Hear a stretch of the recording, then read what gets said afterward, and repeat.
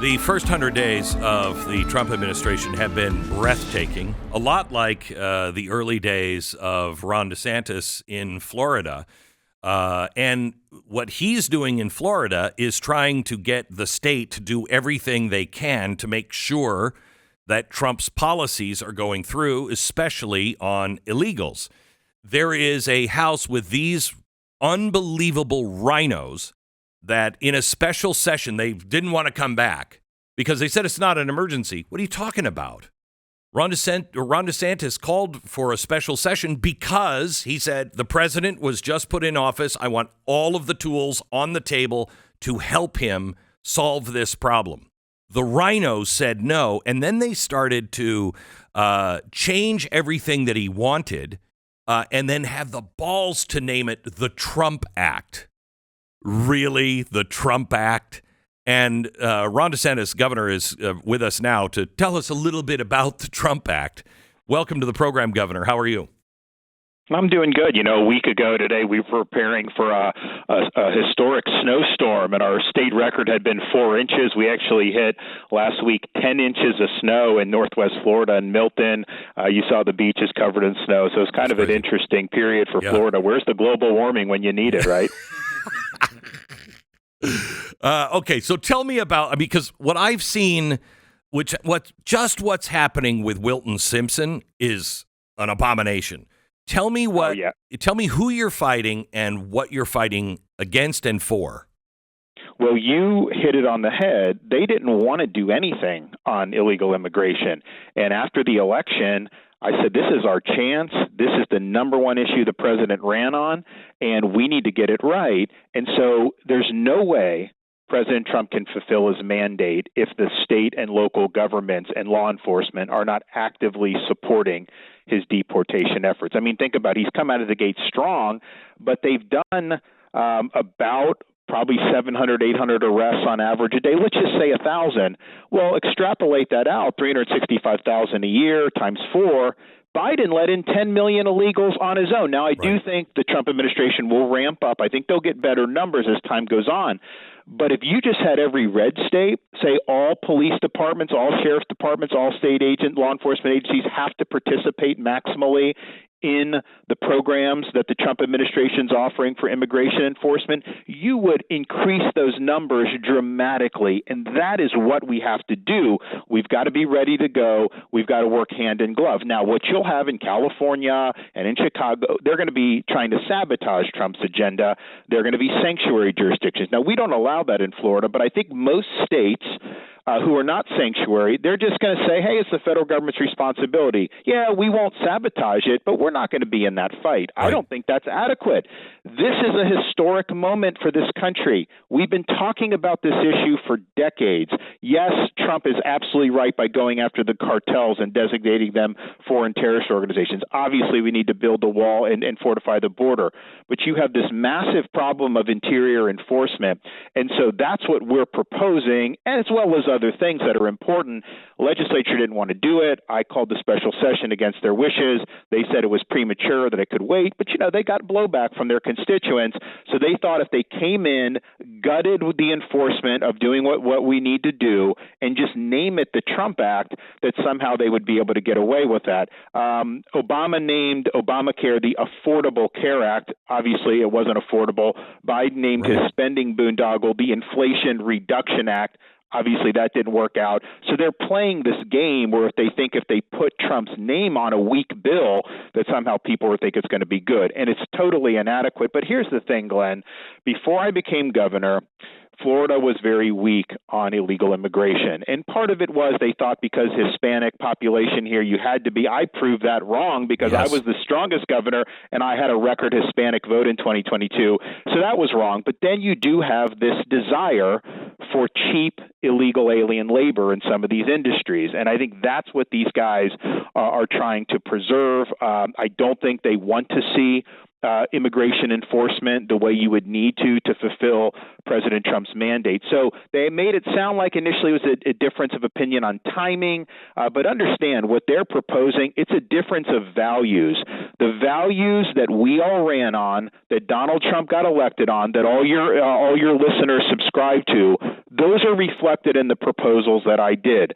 They are not reflected in what the Florida legislative leaders are doing. And you mentioned the Commissioner of Agriculture. They're actually taking away immigration enforcement authority from the governor and putting it in the Commissioner of Agriculture. Which is that's like the fox guarding the hen house. They don't want to enforce it. Are you kidding me? Crazy. And even stripping some of the things I have now, like E-Verify, they want to put that over there. So it's a really, really bad product. And here's the thing. I think some of them are caught up in, we don't want the governor to get the win. We're sick of him always doing all this stuff. I don't need pride of ownership. They can take 100% of the credit. I just want to get the job done. And if we're not doing what needs to be done right now to get ready for this, then, there'll be some successes. Don't get me wrong, but we're not going to be able to actually deliver on the mandate that the voters gave us. And here, just the final point I make, Republicans all run for 4 years in Florida. They all ran on bashing Biden's border policies, saying we needed to get tough, supporting Donald Trump's agenda in 2024. They all ran on that. Not one Republican ran and said, you know what, we just need to give it all to the Commissioner of Agriculture. State and local shouldn't be required to help the federal government. They wouldn't do any of that. And now they're bragging about they're going to spend money on giving beds for illegals. I don't want to house the illegals. I want to deport the illegals. It is remarkable to me. I mean, first of all, Wilton Simpson, he wants to be governor. When you're not governor, he's going to run in the next cycle. He's compromised. He is the guy who supported giving in-state tuition to illegal aliens. He gave the cutout for E-Verify, so agriculture didn't have to worry about it. Refused to provide law enforcement resources during the original border crisis. This guy is not a helper when it comes to doing the things that Americans have just said they want to be done. Who is also? I mean, I'm just looking up. You've got the Senate President. Ben Albritton, House Speaker Daniel Perez, they seem to be in the same boat as Wilton Simpson. Who needs the pressure? Well, look, I think that just all the legislators, they just need to hear from their constituents, and they're getting upset saying that somehow like they're getting threatened because some of their constituents are telling them that this is not right, but that they need to be held accountable for their actions. And if what they're doing is consistent with what they told the voters they were doing, they're not going to have any problem, right? But I'll tell you, Glenn, I've been doing this now for 6 years. I've never seen our base react more negatively on an issue than what the legislature is trying to pull right now. It is like 99-1 in terms of opposition. So I think sunlight's the best disinfectant. People just have to make their voice heard, but we shouldn't let this slip through our fingertips. I think some of it is, some inside baseball up there. Wilton Simpson was the Senate president. A lot of the stuff, tough immigration policies we did 2 years ago, I wasn't able to get through when he was Senate president because he did block it, and he did support things like driver's licenses for illegals when he was in the Florida Senate. But he really exercises a lot of influence over the Florida Senate. So the fact that he was put into that bill, I don't think that was an accident. I think that was definitely something that they were trying to do. And does it even pass the laugh test? No. That no state has been more active in fighting illegal immigration over Biden's term than Florida and me. We've had people at the border. We did the Martha's Vineyard and other transport. We enacted mandatory E-Verify. We've done all these things. And then you want to take all that away and give it to the ag commissioner and create some new crazy bureaucracy that they don't even have they don't have the infrastructure for in the first place. It would all have to be rebuilt in the ag department. Am I right about that or wrong? Exactly. And the way the bill's written, we think it's unconstitutional because it actually takes away some of the core executive power that is vested in the governor's office under Florida's constitution. So it's constitutionally suspect. It's also, as a policy matter, it is not going to work. And here's the thing. If their proposals were consistent with what they campaigned on and would actually work and they had competing, hey, if it works, it works. Their proposals will not work. I mean, think of even this issue. it needs to be a crime for illegals to register to vote. We've been trying to do this for years. That was in my proposals. They're not including that. So illegals can register in Florida under their proposal, and they're not requiring them to sign an affidavit that they're U.S. citizen, which our Constitution requires, and there's no penalty. Well, guess what, Glenn? If you let them register, by the time they vote, even if you prosecute them after the fact, the vote counts. The time to stop it is when they try to register in the first place, and yet they're not doing anything about that. We have in our proposals a rebuttable presumption that illegals that get brought up on criminal charges are detained and then turned over to ICE. They watered that down so that judges are just going to release these guys back on the street. So it's a lack of seriousness about what it really takes to get this issue right. And I can tell you this, when they proposed their so-called Trump Act, misnamed Trump Act, Democrats in the Florida Senate were high-fiving them. Liberal media in Florida have been singing their praises. The ACLU of Florida tweeted, thank you for what you're doing. I can tell you this, Glenn, when we banned sanctuary cities, Democrats were not high-fiving anyone. Correct. When we eliminated DEI a couple years ago, no Democrats were high-fiving anyone. When we eliminated the woke, when we did the stop the gender insanity, when we did all those things that Florida became famous for, no Democrats were high-fiving. No media was singing our praises. The ACLU was not in our corner. So if this is really a tough immigration proposal, then why are these people on the left embracing it?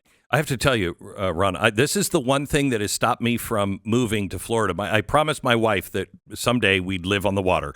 And so the only option for me really is Florida because it's a free state and it's a great state and you're the governor. But I worry about you when you leave. What are these stupid Republicans going to do?